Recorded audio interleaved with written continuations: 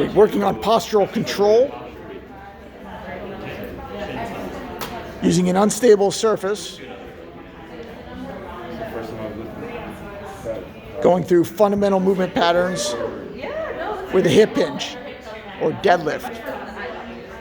Okay, very quickly, as soon as we can, we need to start to compromise the vision here.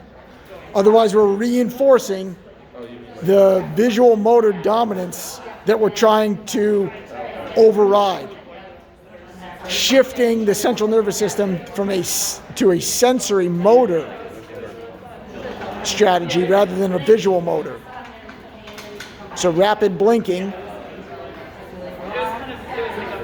where it's just manageable challenges for your central nervous system, where you can maintain the balance and the stability. Great. Things that we're doing well here. The bell is going directly to the center of mass, that is like right between the legs. Great. From the back standpoint, nice neutral spine, slight bend in the knee as needed to accomplish the task.